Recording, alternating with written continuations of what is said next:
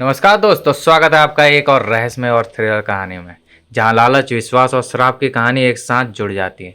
आज हम बात करने वाले हैं उस कथा की जहां सोने का पहाड़ केवल एक खजाना नहीं, बल्कि एक जनजाति के संघर्ष, एक औरत के श्राप और एक पिता के साहस की गवाही है। ये कहानी है उस समय की जब अंग्रेज भारत पर राज कर रहे थे और सोने की खोज में इंसान अपनी इंसानियत भूल चुका था। तो दोस्तों तैयार हो जाइए, क्योंकि आज हम आपको ले चलेंगे 1850 के इस रहस्यमय जंगल में, जहां एक पर्वत के अंदर सोने से ज्यादा खतरनाक राज छिपा है। यह कहानी 1850 के दशक से शुरू होती है। एक अंग्रेज व्यवसायी क्लाइमेट जो ब्रिटिश सरकार के लिए काम करता है, उसको पता चलता है कि एक जंगल में सोना मिलता है। यह वही सोना है जो बहुत वर्षों पहले वहाँ के स्थानीय लोगों को मिला था, लेकिन कोई उसकी खोज के लिए नहीं जाता। एक जमींदार क्लाइमेट को बताता है कि वह स्थान भूतिया है, अर्थात वहाँ जो कोई जाता है वह जीवित वापस नहीं आता। परंतु यह केवल एक अफवाह थी। इसके पश्चात हमें भयपुर गांव दिखाया जाता है, जहां एक आदिवासी समुदाय निवास करता है। ये लोग जमींदारों के लिए उनकी ही भूमि पर मजदूरी करते हैं। वास्तव में जमींदार ने कम पैसों में इनकी ज़मीन हड़प ली थी और ये लोग कर्ज ना चुका पाने के कारण उसी ज़मीन पर काम करके अपना गुजारा करते हैं। इधर हम थंगल नामक एक व्यक्ति को देखते हैं जो अपने 5 बच्चों के साथ सो रहा है। सोते समय उसे एक सपना आता है जिसमें वह किसी से लड़ रहा होता है। सपने में वह बड़बड़ाने लगता है। तभी उसकी पत्नी गंगम्मा उसे जगाने आती है और एक लात मारकर कहती है, कितनी देर तक सोते रहोगे? खेत में काम करने नहीं जाना है क्या? सपने के प्रभाव से थंगल चाकू निकाल लेता है और अपनी ही पत्नी पर वार करने ही वाला होता है, क्योंकि स्वप्न में वह किसी अन्य से युद्ध कर रहा था। तभी उसकी नींद पूरी तरह खुलती है और उसे एहसास होता है कि यह उसकी धर्मपत्नी ही है। हमें ज्ञात होता है कि थंगल के पास एक स्वयं की भूमि है। वो किसी जमींदार के लिए कार्य नहीं करता, बल्कि अपने जमीन पर खेती करके अपने परिवार, एक पुत्र अशोक और 4 पुत्रियों का पालन पोषण करता है। गांव में गंगू नाम का एक व्यक्ति रहता है जो स्वयं को ब्राह्मण समझता है और गांव के बच्चों को ब्राह्मण शिक्षा देने का प्रयास करता है। वह उन्हें समझाता है कि मांस मदिरा का त्याग कर शाकाहारी बनने और ईश्वर की आराधना करने से ही उच्च जाति बन जाएंगे और सीधे स्वर्ग जाएंगे।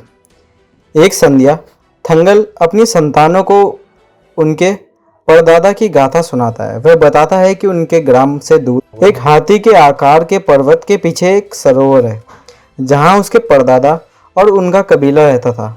वे लोग उस जल से सोना निकाला करते थे, किंतु सर्वाधिक सोना उसके परदादा को ही प्राप्त होता था।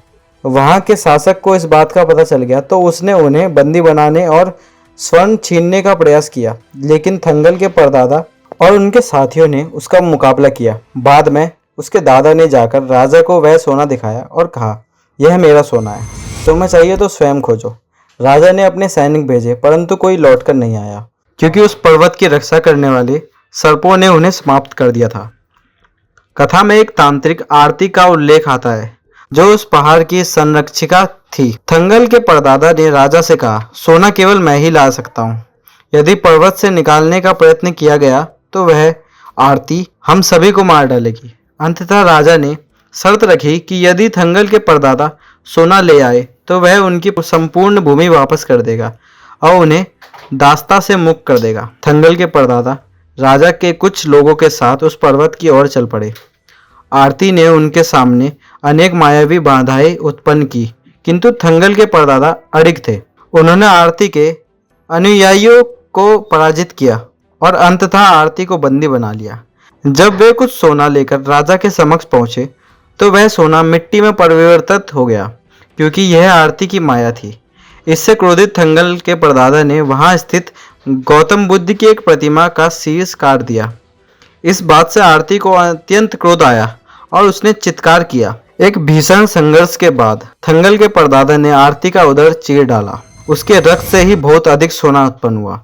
आरती की मृत्यु हो गई, किंतु लोगों को सोना मिल गया और थंगल के परदादा ने उनकी भूमि पुनः प्राप्त कर ली। इसलिए आज हमारे पास अपनी जमीन है। थंगल ने कथा समाप्त करते हुए कहा, उसी रात जब थंगल और उसका कुटुंब सो रहा था, किसी ने उसकी फसल को अग्नि के हवाले कर दिया। यह कार्य उसी जमींदार के व्यक्तियों ने किया था जिसकी दृष्टि थंगल की भूमि पर थी। अब थंगल के पास कोई और विकल्प शेष नहीं रहा और उसे भी जमींदार की भूमि पर श्रम करना पड़ा। इसी मध्य अंग्रेज व्यवसायी क्लाइमेट गांव में आता है। वह ग्रामीणों से कहता है कि मैंने सुना है कि तुम्हारे पूर्वजों को यहाँ सोना मिला था। मैं चाहता हूँ कि तुम लोग सोना ढूंढने में मेरी सहायता करो। मैं तुम्हें दैनिक मजदूरी दूंगा। सोने का नाम सुनते ही सभी ग्रामवासी भय से भाग जाते हैं, केवल थंगल को छोड़कर। अंततः थंगल अपनी पत्नी गंगम्मा को समझाकर और कुछ गांव वालों को सहमत करके क्लाइमेट के साथ सोना खोजने निकल पड़ता है। उसका पुत्र अशोक भी उनके साथ चल पड़ता है। उनकी यात्रा अंततः कठिनाइयों से भरी रही। नदी पार करते समय थंगल को आरती के दर्शन होते हैं और वह संतुलन खो बैठता है, जिससे उसका सारा सामान बह जाता है। मार्ग में एक काला तेंदुआ आक्रमण कर देता है, जिसे थंगल ने मार गिराया। क्लाइमेट के सहयोगी आर्थर को थंगल पर संदेह हो गया और उसने थंगल पर बंदूक तान दी, लेकिन अशोक ने आर्थर के हाथ पर गोली चलाकर अपने पिता की रक्षा की। अंततः वह उसी हाथी के समान दिखने वाले पर्वत के समीप पहुंचे। अशोक को गौतम बुद्ध की कटी हुई मूर्ति का सिर और कुछ सोना प्राप्त हुआ। क्लाइमेट प्रसन्न हुआ कि सोना वास्तविक है, किंतु तभी आकाशीय बिजली गिरने से क्लाइमेट के पुत्र विलियम की मृत्यु हो गई। इस दुख के बावजूद क्लाइमेट का सोने का लोभ कम नहीं हुआ। उसने थंगल को अधिक मजदूर लाने हेतु गांव भेजा। थंगल ने ग्रामवासियों को नए वस्त्र दिखाकर और सोने का लालच देकर पुनः सहमत कर लिया। जब वह सभी उत्खनन करने लगे तो उन्हें कुछ सोना मिला, किंतु फिर स्रोत सूख गया। क्लाइमेट ने मजदूरी देना बंद कर दिया। फिर भी ग्रामीण भूखे प्यासे खुदाई करते रहे। इस दौरान सर्पों के आक्रमण में थंगल की एक पुत्री की मृत्यु हो गई। ग्रामवासी पराजय स्वीकार कर लौटना चाहते थे, लेकिन क्लाइमेट के सैनिकों ने उन्हें बंदी बना लिया। थंगल ने साहस नहीं खोया। उसने ग्रामवासियों का उत्साह बढ़ाया, उनके लिए शिकार किया और भोजन का प्रबंध किया। अंततः उन्हें पर्वत को आग लगाने का निर्णय लिया। अग्नि लगाने से पर्वत के भीतर एक सुरंग खुल गई।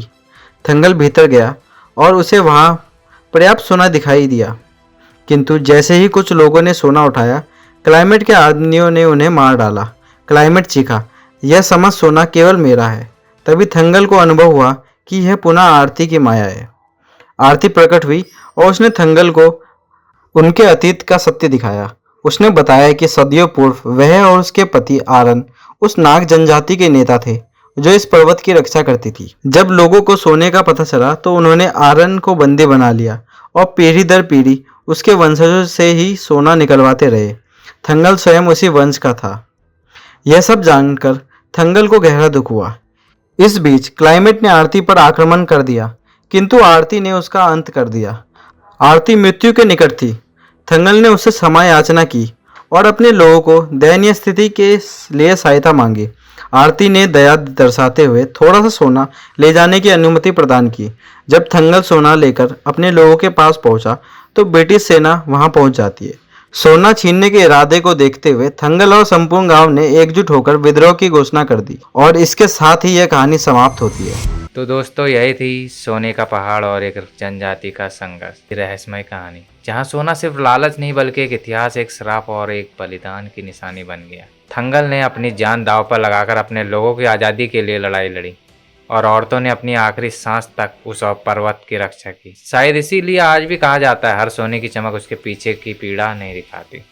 अगर आपको ये कहानी पसंद आई तो लाइक करना, शेयर करना और चैनल को सब्सक्राइब करना मत भूलें, क्योंकि ऐसी थ्रिल और मिस्ट्री और एक्सप्लेनेशन स्टोरीज मैं लेकर आता रहूँगा।